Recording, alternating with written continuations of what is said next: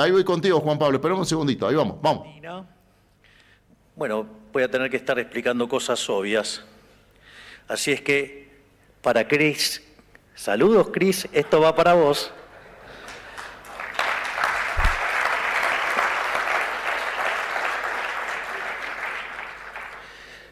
La charla de hoy, básicamente, sobre lo que voy a explicar es cuál es el enfoque que nosotros tenemos para terminar de erradicar definitivamente la inflación en la Argentina. Y eso implica una descripción de condiciones iniciales, un diagnóstico y un diseño de política monetaria. Por lo tanto,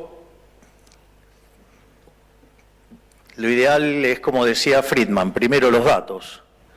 Y en ese sentido, antes de que se creara esa nefasta institución llamada Banco Central de la República Argentina en el año 1935, los 50 años previos, Argentina tenía una inflación del 0,9% anual. Después, en uno de los grandes saqueos de la historia argentina, en una de las estafas más colosales que se han hecho, en 1935 se crea el Banco Central, un Banco Central mixto, y en la primera década de vida del Banco Central, es decir, entre 1935 y 1945, la tasa de inflación saltó al 6%, una tasa que probablemente hoy en Argentina se podría hasta llegar a festejar, pero para lo que eran los estándares de la época era una inflación muy, muy alta. Pero como eso no nos alcanzaba, con esto de tener un Banco Central mixto, en el año 1946 el Banco Central se nacionalizó y a partir de ahí hasta 1991 la inflación promedio de la Argentina fue 240%. En ese intervalo tuvimos 2 hiperinflaciones aún sin tener una guerra y le quitamos 13,0 a la moneda y el repudio generalizado de la moneda llevó a lo que fue el programa de estabilización más exitoso de la historia argentina, que fue la convertibilidad. Si bien entre el año 1991 y 2001 la inflación promedio fue del 9%, es cierto que ese nivel de inflación se concentró entre los años 1991 y 1992, y a partir de 1993 hasta el 2001 Argentina estuvo entre los países con menos inflación del mundo. Después, cuando el Estado se quedó sin financiamiento y cayó en default, en lugar de tratar de poner las cuentas en orden, decidieron estafarnos nuevamente. De hecho, si ustedes se fijan en los billetes que teníamos en aquella época, decía convertibles de curso legal, y hoy ya no lo son, no tiene esa consigna, es decir, por lo tanto, no tienen el respaldo que aquellos billetes tenían, es decir, la casta política nos volvió a estafar, pero nos dijeron que esa vez o esta vez va a ser diferente, y no fue diferente en nada. Yo voy a redondear los números, aviso porque después van a empezar con que el número, que la coma, no sé qué cosa. Entonces, aviso ya desde antes que los voy a redondear. Si tomo la inflación promedio del primer periodo del régimen kirchnerista, digamos, con Néstor Kirchner a la cabeza, la inflación promedio fue del 10%. En el segundo periodo del régimen kirchnerista, es decir, en la primera presidencia de Cristina Fernández de Kirchner, la inflación la hizo saltar al 20% en promedio. En el tercer periodo del régimen kirchnerista, o sea, la segunda presidencia de Cristina Fernández de Kirchner, la inflación promedio trepó al 30%. Quizás en el documento que publicó se olvidó de decir que quizás una de sus formas de combatir la inflación era mentirla. Es decir, a nosotros no nos parece que la fórmula es romper el termómetro. Es decir, la fórmula es medir las cosas. O cuando se espantan tantos por los pobres, de donde la pobreza, tanto llegar a la pobreza como salir a la pobreza no es algo que se genere de manera instantánea. Demanda tiempo, demanda crecimiento económico genuino. Si no es que aparece de un día para el otro porque sí, o desaparece de un día para el otro porque sí. Y entre otras cosas, como les molestaba el índice de pobreza, consideraron que era una medida estigmatizante y decidieron no publicarlo más. Es decir, así, claro, así es fácil, digamos, dibujando números debe ser muchísimo más fácil conseguir logros y mostrar mejor la performance de un gobierno. Bueno, no es la forma que nosotros hemos decidido tomar, nosotros hemos decidido decir la verdad, porque nosotros preferimos decir una verdad incómoda antes que una mentira confortable. Así es que, digamos, por lo menos, señora, si quiere hacer críticas, empiece haciendo una autocrítica que le está costando bastante caro al país, que es por haber mentido los números, o los desastres que hicieron, por ejemplo, con el caso de YPF, que también nos va a costar carísimo a todos los argentinos. Pero no solo eso, después, durante el periodo de Macri, la inflación promedio terminó trepando a niveles promedio del 40%, con lo cual no es un tema de que apareció ahora la inflación, ¿sí? Es más, el señor Alberto Fernández, el autócrata golpeador, ¿sí?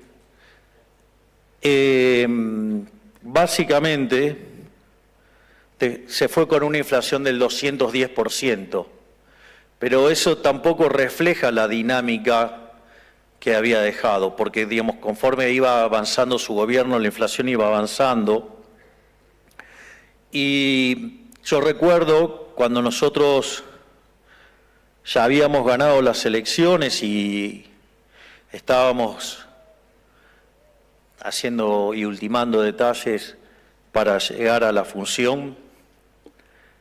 Durante la primera semana de diciembre los precios crecían a un ritmo diario del 1%, eso puesto en términos anuales.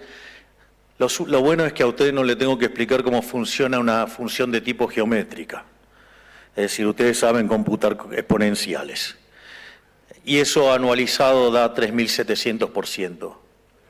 Sin embargo, en los primeros 15 días de diciembre, es decir, o sea que durante la segunda semana de diciembre hubo una aceleración más fuerte, la inflación promedio pasó a estar en el 1,2% diario. Eso es decir, que la realidad, la inflación venía viajando al 7.500% anual. Y cuando ustedes computaban los distintos desequilibrios que tenía la economía argentina en el plano monetario, o sea, porque recordemos que estábamos frente a lo que iba a ser la peor crisis de la historia económica argentina, porque combinaba un sobrante monetario que era el doble de lo que teníamos en la previa al Rodrigazo, un experimento, digamos, que implicó la sextuplicación de la tasa de inflación. No solo eso, además teníamos un Banco Central absolutamente quebrado, estaba en una situación aún peor, digamos, que la que tenía Alfonsín a inicios del año 89, que terminó con una hiper del 5.000% en mayoristas. Además, teníamos indicadores sociales peores que los que había en el 2001, por lo tanto, estaba todo dado para un desastre. Además, teníamos el equivalente de 4 bases monetarias adentro del Banco Central, pero en pasivos remunerados que generaban creación de dinero endógeno. Teníamos 90.000 millones de dólares venciendo en pesos, o sea, digamos en pesos equivalente a 90.000 millones de dólares, teníamos vencimientos de deuda externa por 25.000 millones de dólares, donde la gran parte era con el Fondo Monetario Internacional, pero el programa estaba caído porque el gobierno anterior no había cumplido nada. Por lo tanto, la inflación, digamos, no la generamos nosotros. La generaron estos 20 y pico de años de populismo salvaje.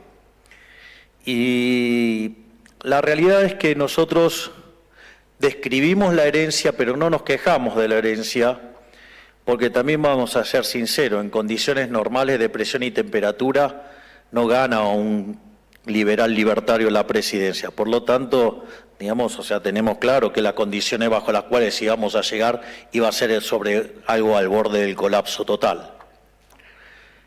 En ese sentido, para nosotros resultaba fundamental, aparte mi job description tiene dos cosas y es muy claro, que es, por un lado, la demanda por terminar con la inseguridad, donde hoy a la mañana estuvo esa maravillosa ministra que tengo, que es la doctora Bullrich, que está dando batalla y que, por ejemplo, ha logrado el primer mes sin homicidio en Rosario.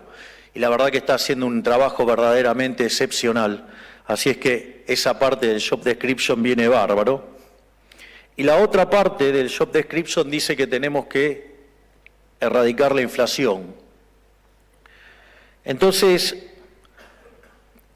como les decía, la inflación en mayoristas venía viajando al 54 mensual, es decir, al 17.000% anual, y eso era factible porque ustedes lo que necesitaban eran convalidar déficit fiscal, convalidar cuasi fiscal, digo que vencía, los pases vencían a un día. Digamos, estaba el problema de los puts, estaba el problema de la deuda en pesos, por lo tanto, estaba todo para que se convalidara eso, más el sobrante monetario. Y si ustedes toman el último dato de inflación mayorista, está en torno al 3%. Y si ustedes a ese 3%, que anualizado es algo así como poco más del 20%, si ustedes le quitaran lo que llamamos o denominamos inflación inducida, que tiene que ver con el crawling peg del 2% y la inflación internacional, eso da cerca de 2,5% y queda una inflación que anualizada es el del 6%, con lo cual esta parte del job description también la estamos cumpliendo, pese a que pataleen y que algunos, digamos, que le pifiaron tanto, se resistan a reconocerlo. Entonces, más allá de esto, el punto es cómo llegamos acá. Y ahora, digamos, voy a hacer una pequeña introducción de teoría monetaria que espero que Cris toma nota. Saca el cuaderno y el lápiz y anota. Que lo que tenés al lado no te van a ayudar nada porque son los que generaron este desastre. Básicamente, para uno tener un diagnóstico tiene que tener un buen marco teórico, tiene que entender de qué está hablando, porque si uno no entiende de lo que habla, eso de estar apostando al error tipo 2 no es algo que funcione recurrentemente. El error tipo 1 es hacer todo bien y que salga mal, el error tipo 2 es hacer todo mal y que salga bien. Y está claro que, digo, la teoría le ganó por escándalo a la casta, digamos, en materia de que la inflación es un fenómeno monetario. Ahora, para entender la naturaleza de lo que es la inflación es la pérdida del poder adquisitivo del dinero. Es decir, que es una definición claramente distinta, que es a la suba generalizada de los precios. Porque si para ustedes la inflación es la pérdida del poder adquisitivo del dinero, significa que hay un problema de exceso de oferta de dinero y el problema está en el Banco Central. Si ustedes creen que en la suba generalizada de precios van a echarle la culpa a los formadores de precios, es decir, entonces van a hacer controles de precios, una herramienta que hace 4.000 años que tenemos evidencia que no funciona. Entonces, Ok, entonces tenemos que entender la naturaleza del dinero, porque claramente, les pido perdón de tener que explicar esto, pero claramente hay que explicar hasta lo obvio.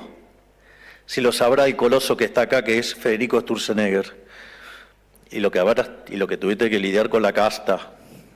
Miren, yo creí que, antes de creer que había que eliminar el Banco Central, creía que podía haber un Banco Central, y en especial cuando, sin duda, uno de los economistas más talentosos del mundo estaba al cargo del Banco Central, con un grupo verdaderamente excepcional. Después de lo que vi que le hicieron, perdí todas las esperanzas, digamos, y decidí que lo mejor que puede pasar es no haber Banco Central. Pero eso también lo voy a explicar ahora. En ese sentido, lo que uno tendría que explicar es de dónde viene la existencia del dinero. Entonces, ¿cómo es la economía cuando no tiene dinero? Bueno, es la economía de trueque, es decir, se intercambian bienes por bienes. Ahora, si ustedes tienen una economía de trueque, básicamente tienen dos problemas. Uno es el problema de la doble coincidencia. Es decir, ustedes tienen que encontrar a alguien que quiera el bien que ustedes tienen para vender, pero al mismo tiempo esa persona tiene que querer el bien que ustedes tienen. Lo cual, evidentemente, eso plantea un problema enorme que hace que se pierdan un montón de transacciones. Con lo cual hay un problema enorme. Y el otro problema es el de la indivisibilidad, porque puede ser que yo quiera comer pan y el panadero de la esquina quiera una charla de economía. Pero el problema es decir, ¿cuánto kilo de pan? Digo, obviamente que las que, digamos, previo a ser presidente, digamos, eran unos cuantos kilos que no podía comérmelos. Entonces, eso plantea un problema de indivisibilidad. Es decir, porque, digamos, quizás por lo que daría por un kilo de pan de la conferencia no le sirve nada. Ahora, el tema es que el ser humano frente a esa situación no se puso a llorar. Es decir, y tampoco llamó, quiero a papá Estado, tampoco llamó al Estado. ¿Qué hizo? Le encontró la vuelta, lo resolvió, le buscó la vuelta y lo arregló de alguna manera. Y una de las cosas que descubrieron los seres humanos, que había bienes que se intercambiaban más que otros. Entonces, empezaron a comprar esos bienes que se intercambiaban mucho más y los usaban como mecanismo de intercambio indirecto. Entonces, de repente, compraban ese bien y con ese bien después compraban el que quería. Es decir, y ahí es donde aparece el dinero. Es decir, el bien de intercambio indirecto. Es un bien que se utiliza para hacer transacciones. Eso es el dinero. Entonces, ante esta situación, aparecieron a lo largo de la historia distintos tipos de bienes de intercambio indirecto y que oficiaron como dinero. El primero de todos fue el ganado. ¿Y por qué fue el ganado? Porque el hombre era nómade y entonces viajaba con su propia comida, o sea, con el ganado. Entonces era algo que intercambiaban regularmente y entonces lo utilizaban como bien de intercambio indirecto y entonces el dinero era el ganado. Ahora después el hombre, digamos, se convirtió en sedentario y cuando se convirtió en sedentario, una de las cosas que comía con mayor profundidad, por decirlo de alguna manera, era el pan. Entonces, notaron que se hacían muchas transacciones en trigo. Entonces, después, el trigo se convirtió en moneda. Así, digamos, tenemos distintos tipos de monedas. Tenemos, por ejemplo, el lino, el café, el tabaco. Es más, hay una frase muy divertida de Milton Friedman que habla sobre la hiperinflación en Alemania y dicen que se utilizaba como dinero los clavos o se usaba también el whisky. El coñac. Entonces dijo que fue la definición de dinero más líquida que había encontrado en su vida. Es más, si ustedes se fijan en las películas de muchos años de cárceles, ¿cuál era el dinero? Los cigarrillos. No, y ustedes, ¿qué pedían los presos? Pedían cigarrillos. ¿Pero qué? ¿De repente empezaban a fumar? No, los usaban para intercambiar dentro de la cárcel. Ahora, ¿cuál es el problema con este tipo de bien? Que no sirve como reserva de valor. Es decir, lo que pasaba con este tipo de bienes es que se les degradaba. Entonces, es como tener, Cris, anotá que te paso otra lección. Es como tener una tasa de interés negativa, es como el helado. Ustedes tienen un helado, conforme va pasando el tiempo vale menos. Eso es una tasa de interés negativa. Y de hecho, lo que hay que entender, no le puede decir el precio del dinero, señora, porque la tasa de interés existe independientemente de que exista el dinero. Existe la tasa de interés porque existe el tiempo. La tasa de interés tiene que ver con el mecanismo de pasar el consumo a lo largo del tiempo. O sea, el ahorro, ¿qué es? El consumo futuro. Es una forma de pasar consumo a lo largo del tiempo. ¿Sí? Entonces los que se endeudan son los que adelantan el consumo y los que prestan son los que difieren el consumo. Y eso es independiente aún de que exista el Banco Central. Eso, digamos, la tasa de interés tiene que ver con el precio relativo de los bienes presentes respecto a los bienes futuros. No tiene nada que ver con la cuestión monetaria. Existe porque existe el tiempo. Si no, digamos, no habría tasa de interés. Sería un engendro que no tiene explicación. Como el que hizo Keynes en la teoría general. Error que arrastramos durante mucho tiempo. Pero, entonces, para tratar de preservar el valor, entonces se pasó a las monedas metálicas. Y así apareció el oro, la plata y el bronce. El oro se usaba para las transacciones grandes, la plata se usaba para transacciones más chicas. Probablemente la moneda más conocida de plata fue el thaler, que es el dólar hoy, ¿no?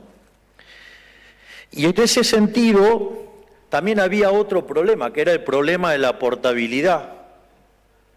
Entonces, ahí yo hice el ejemplo del zorro para que se viera gráficamente el problema. Después empezaron con que la historia del zorro, la versión de no sé qué sé yo. Yo hablé sobre la versión que yo veía, digamos, por televisión de Lai Williams, qué sé yo, digo, las otras versiones, digo, ¿por qué? Entonces yo lo que dije es que en rigor, digamos, me encantaba esa versión del zorro porque es un anarcocapitalista de verdad, ¿no? Porque el zorro, ¿qué era lo que hacía? Peleaba con los malhechores que robaban a los comerciantes y peleaba contra los soldados. Esto es muy interesante porque esto es lo que a mí me sorprende, porque en lugar de capturar la abstracción se quedan en la letra chiquita. Bueno, por eso estamos como estamos. Entonces, o quizás le hizo mal tanta tintura. Le oscureció el pensamiento. Dicho esto, ¿cuál es? No, pero no estaba hablando de Cristina.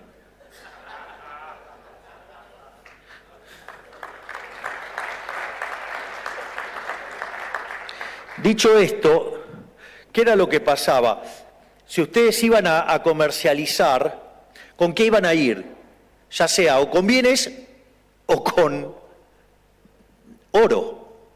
Entonces es como que ustedes llevaban un cartel en la frente que decía, tengo oro, venía a robarme. ¿Y qué hacían los delincuentes? Iban a tratar de interceptar esas carretas, porque era penal sin arquero, ahí había oro.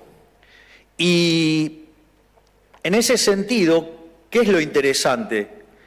Que el zorro luchaba contra esos delincuentes. ¿Por qué?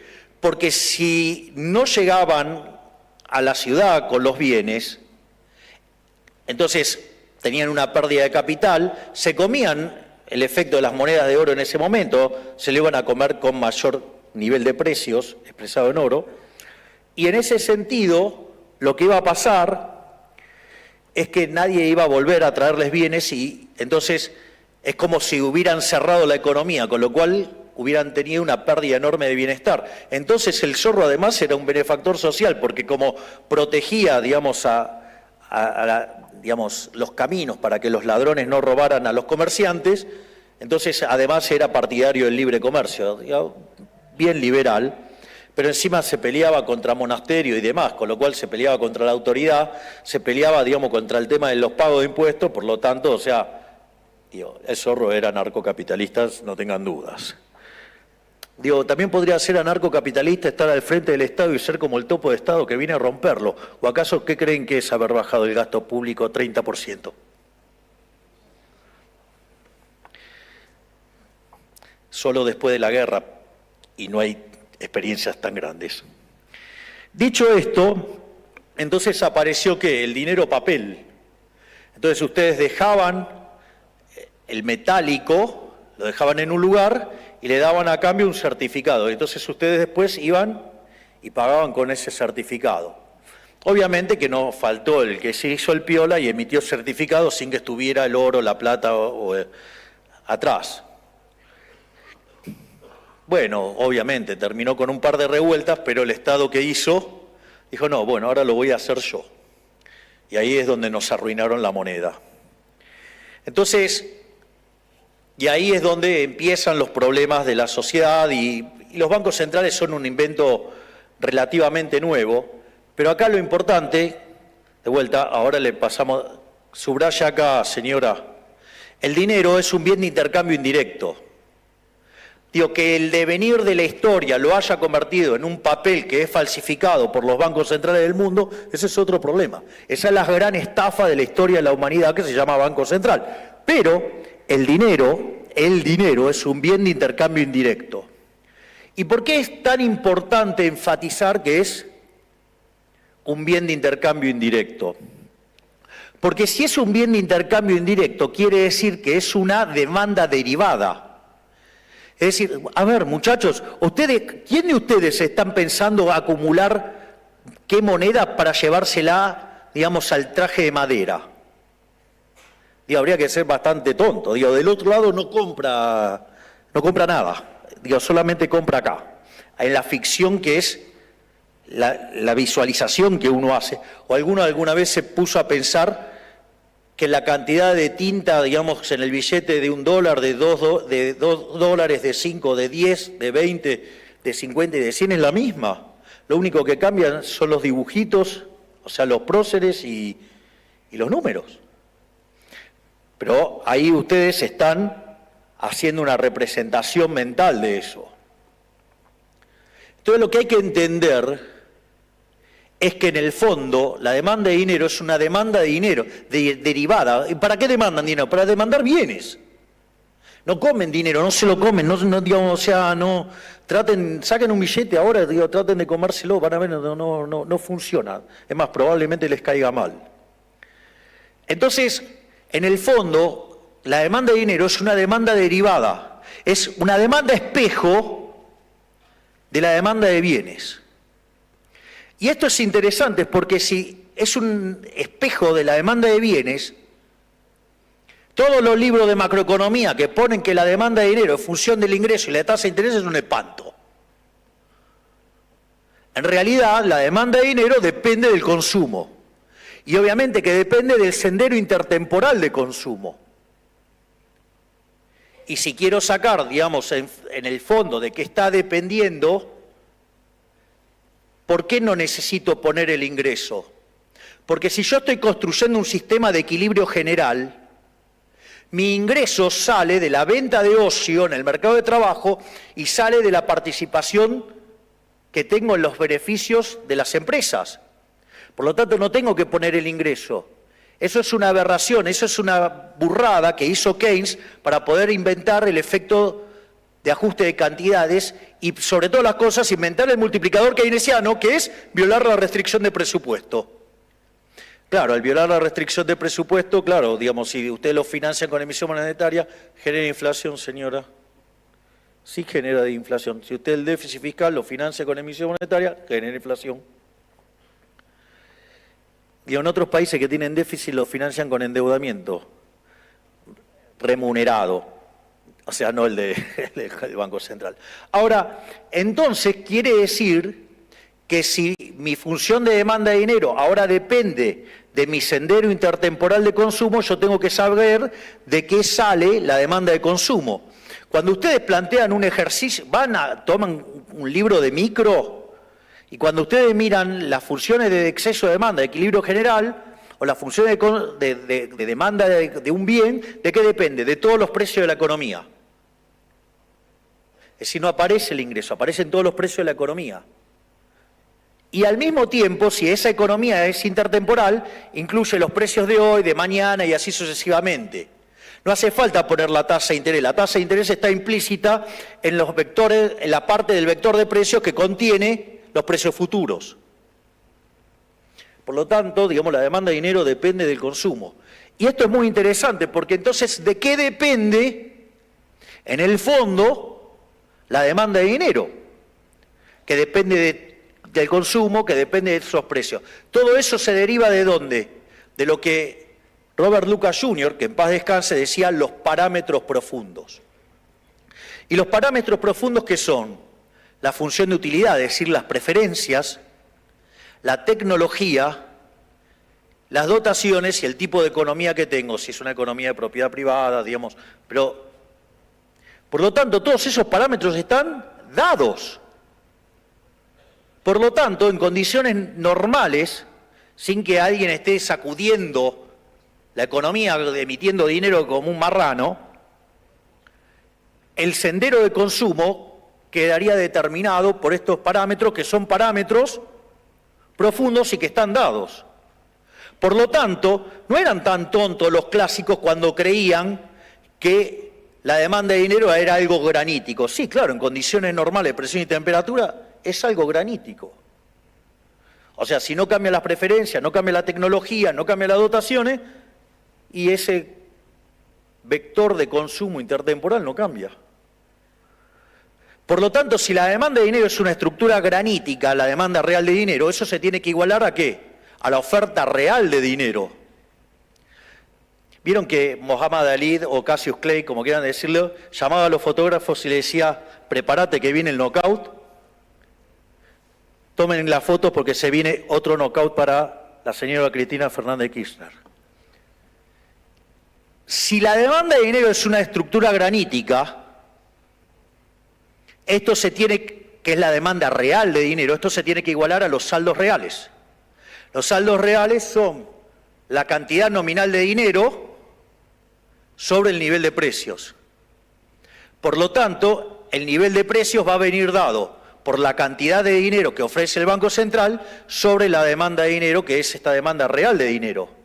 Por lo tanto, cuando el Banco Central emite dinero, lo único que hace es cambiar la escala nominal, es decir, suben los precios. Anote, señora, la inflación es siempre y en todo lugar un fenómeno monetario generado por un exceso de oferta de dinero, ya sea o porque se emite dinero, o porque cae la demanda de dinero, o pasan las dos cosas. Es más, le voy a decir más. Si ya se pudo levantar, ya le contaron 8, venga que le doy de vuelta.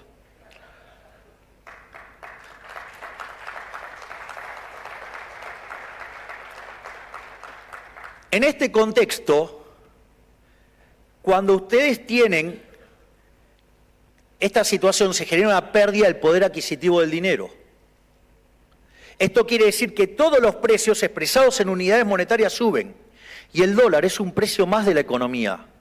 Lo que sucede, anote otra más, hay algo que se llama efecto Hume-Cantillon, que tiene que ver cuáles son los precios que suben primero y cuáles son los que vienen atrás. Entonces, por ejemplo, si ustedes tuvieran una situación de una caída de la demanda de dinero, esa situación, digamos, ok, no demandan dinero doméstico, ¿qué van a demandar? Bueno, en principio van y demandan dólares, o sea, hacen un cambio de portafolio. Entonces salta el precio del dólar. ¿Por qué? Porque es un activo financiero, ese ajusta rápido. Ahora, una vez que pasó eso, sube el precio de los transables. Después de eso sube el precio de los mayoristas, después de los minoristas y por último el salario. Por eso, digamos, cuando ustedes tienen un evento de estas características, destruye a los trabajadores. O sea, genera un problema tremendo. tiene que ver con un caso de caída de la demanda de dinero. Es decir, no es que el dólar hace que los precios suban, no, es un indicador temprano en un escenario de estas características.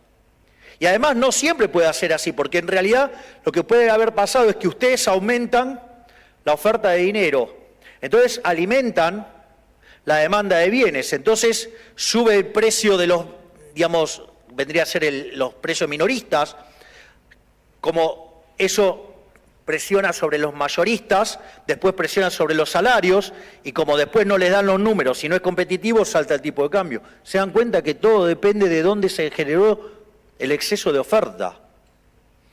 Señora, es una burrada decir que el tipo de cambio es el que determina el resto de los precios, pero después igual se lo voy a explicar más. Por lo tanto, nosotros, trabajando con equilibrio general en serio, no como esos econochantas que dicen que hacen equilibrio general y no pueden resolver un lagrangiano. Entonces, digo, y menos casos intertemporales, nuestro diagnóstico era, y es, y seguirá siendo, que la inflación es siempre y en todo lugar un fenómeno monetario generado por un exceso de oferta, ya sea o porque sube la oferta o porque cae la demanda o pasan las dos cosas a la vez. Por lo tanto, frente al escenario desastroso que teníamos de que nos íbamos a una inflación del 17.000%, con lo cual la caída del PBI hubiera sido monstruosa, con lo cual hubiera sido monstruoso también el número de pobres, hubiéramos ido a más del 90% de pobres y más del 50% de indigentes. Es decir, hubiéramos replicado el caso de Venezuela, sin lugar a dudas. Entonces, nuestra primera idea fundamental era terminar con la inflación, atacar la inflación, que aviso que durante la campaña dije que además la política monetaria tiene un rezago de 18 a 24 meses. Digo, porque parece que hablara, no sé, en sánscrito. Están todos muy apurados y recién van 9 meses. Vayan y vean mis archivos, no los editados, véanlo completo, no los sucios de los periodistas ensobrados, no todos, una gran parte, digamos, editan para deformar la información y para mentir. Entonces vayan y vean los videos originales, están. Entonces, el tema era frenar la emisión monetaria. ¿Cómo frenábamos la emisión monetaria? Entonces, una de las fuentes de emisión que había era el financiamiento del déficit fiscal. Nosotros cuando llegamos, el déficit fiscal consolidado entre el Tesoro y el Tesoro Nacional eran 15 puntos del PBI, donde 5 estaban en el Tesoro y 10 en el Banco Central. Por lo tanto, la tarea que tenía enfrente el Banco Central y la Secretaría de Financiamiento, y tengo el honor de tenerlo al gigante de Pablo Kirchner y a Vladimir Wermin acá, digamos que han sido grandes arquitectos de arreglar este problema, había que atacar esas dos fuentes de creación de dinero. Entonces, lo que nosotros propusimos era el déficit cero. Yo recuerdo que durante la campaña iba con una motosierra y me decían que estaba loco, porque iba con una motosierra. De hecho, nosotros teníamos caído el acuerdo con el Fondo Monetario Internacional, con lo cual era una dificultad enorme para resolver el acuerdo caído. Y en ese contexto, nosotros decidimos ir al fondo y mostrar un plan de déficit cero. El fondo le alcanzaba con que cumpliéramos las metas del gobierno anterior, donde, señora, usted criticará a ese gobierno, pero usted era parte también. Entonces, en ese sentido, nosotros habíamos planteado el déficit cero.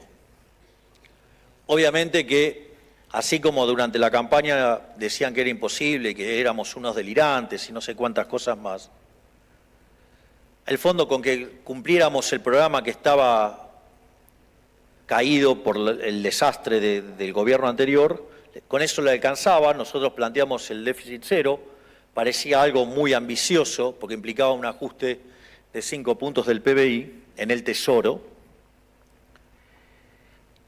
Y pese a que en los últimos 123 años de historia, durante 113 tuvimos déficit fiscal, solamente en 10 que no lo tuvimos estábamos en default.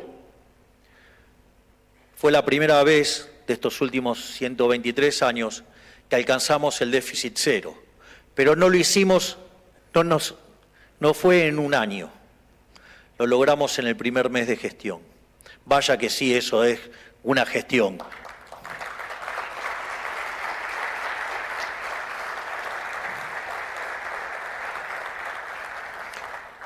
Obviamente, todos los que decían que era imposible hacer esto, los que fracasaron recurrentemente a la larga de la historia y que deberían llamarse a silencio porque son parte del daño y la destrucción que le causaron a los argentinos, deberían tener un poquito más de humildad, o al menos de autocrítica. Entonces, ¿qué es lo que pasó? Nosotros terminamos haciendo un ajuste del gasto público de más del 30%. Entonces empezaron a decir que era porque no pagábamos, porque dibujábamos los números, cualquier cosa dijeron. La misma cosa que dice la señora acá. Está lejos y tarde con esos comentarios. Ya esos comentarios se hacían en enero, en febrero, en marzo. Digamos, hoy ya nadie levanta esos argumentos, digamos, que menosprecian la tarea que hemos hecho. Y claramente hoy se entiende con claridad que esto es una regla de política monetaria que vino para quedarse y que próximamente voy a ir al Congreso a presentar el presupuesto basado en la ley, digamos, de déficit cero. Y eso implicó que dejábamos de emitir para financiar al fisco. Ahora, el cuasi fiscal, digamos, se generaba endógenamente, que tenía que ver con la retribución de los pasivos remunerados del Banco Central y que generaba 10 puntos de déficit fiscal, cuasi fiscal. Y en ese sentido, teníamos que terminar con la emisión endógena. Y conforme a ir mostrando el resultado fiscal positivo e ir acumulando excedentes financieros, este gigante que está acá, el señor Pablo Kirno, pudo empezar a recomponer la curva en pesos. Y al poder recomponer la curva en pesos, permitió sacar la deuda que estaba en el Banco Central y pasarla al Tesoro. Porque en el fondo siempre fue deuda del Tesoro. ¿No? Porque ¿qué era lo que, por ejemplo, hacía el kirchnerismo? Emitía dinero con tipo de cambio fijo, perdía reservas. Señora, usted tomó el país con 52.000 millones de dólares de reservas y lo destruyó. ¿Con cuántas le entregó, Federico? Netas, menos 5.000. Una maravilla, señora, ¿eh? Pero al margen de eso, el problema del dólar futuro, que eran como 25.000 millones de dólares.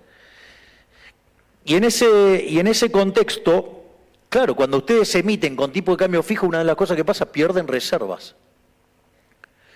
¿Y qué era lo que hacían? Le colocaban bonos al Banco Central, le han colocado el bono al Banco Central más de 100.000 millones de dólares. Una verdadera estafa. Y así sacaban los dólares. Entonces, que de hecho, una de las cosas que hizo recientemente el Banco Central fue reconocer esa pérdida de capital que generó el gobierno anterior por la friolera, por ejemplo, de 45.000 millones de dólares. No solo eso, sino que cuando empezamos a hacer esto, nadie creía que podíamos arreglar el problema del cuasi fiscal. Es más, señora, usted en un momento se queja de que la tasa de interés real es negativa. Le cuento que si le hubiéramos hecho caso a los econochantas que proponían poner la tasa de interés real en términos positivos, digamos, en lugar de tener 4 bases remuneradas respecto a la existente, hoy tendríamos 8, 9, 10. El carry trade, hoy sería una discusión el carry trade y estaríamos claramente al borde de una hiperinflación. Pero nosotros hicimos otra cosa. Yo le digo que a los brutos que tiene al lado los mande a estudiar, porque ¿sabe lo que hicimos nosotros? Arbitramos la tasa en dólares con la de pesos, corregida por riesgo, obviamente, y eso hizo que dado... después la devaluación. La devaluación, señora, ya estaba. Es decir, que usted esconda los datos abajo de la alfombra no significa que la devaluación estaba. La relación entre el dólar paralelo y el oficial era cerca de 3-1. De hecho, cuando nosotros asumimos, el paralelo estaba en torno a los 1.300. Hoy estaba en 1.240. Ay, cómo la sufren los mandriles.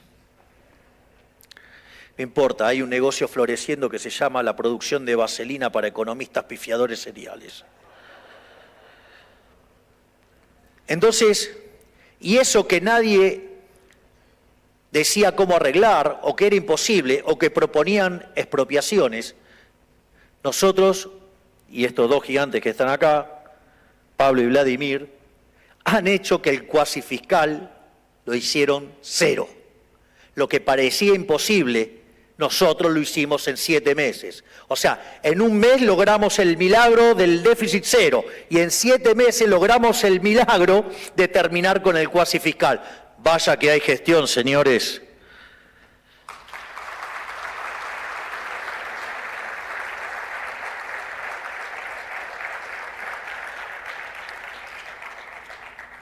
Sin embargo, no era la única bomba que nos había dejado el gobierno anterior.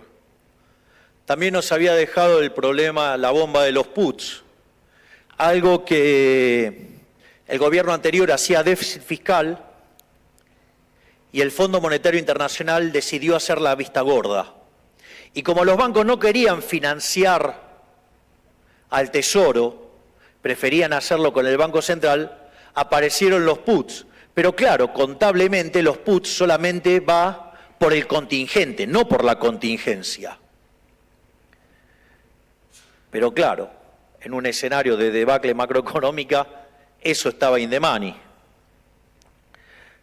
Y obviamente, cuando anunciamos